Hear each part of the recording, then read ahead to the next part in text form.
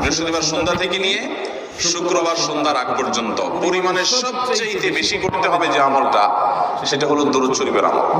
নবী করিম সাল্লাল্লাহু আলাইহি ওয়াসাল্লাম বলেছেন, আকসিরু আলাইয়া মিনাস সালাতি মিন ইয়াউমিল জুমআতি ওয়া লাইলাতিল জুমআ, তোমরা জুমার দিন এবং জুমার রাতে আমার প্রতি বেশি বেশি দরুদ পাঠ করবে, দরুদ প্রেরণ করবে। ফাইন্না সালাতাকুম মা'রুদাতুন আলাই, কারণ তোমরা যে দরুদ পাঠ করো এটা আমার কাছে পেশ করেন আল্লাহর ফেরেশতারা, এবং রীতিমতো নামধাম সহকারে আল্লাহর একদল ফেরেশতা নিয়োজিত আছে। তারা বলেন, আল্লাহ, হে আল্লাহর রাসূল, আপনার অমুক উম্মত, অমুক অনুসারী, আল্লাহর অমুক বান্দা পৃথিবীর অমুক প্রান্ত থেকে, অমুক দেশ থেকে, অমুকের সন্তান, সে আপনার প্রতি দরুদ পেশ করেছে জুমার দিনে, জুমার রাতে বা অন্য সময়ে। এটা নবী করিম সাল্লাল্লাহু আলাইহি ওয়াসাল্লামের কাছে রিপোর্ট দেওয়া হয় আল্লাহর নিযুক্ত ফেরেশতাদের মাধ্যমে। এই জন্য শুক্রবার দিন এবং রাত, অর্থাৎ বৃহস্পতিবার সন্ধ্যা থেকে নিয়ে শুক্রবার সন্ধ্যা পর্যন্ত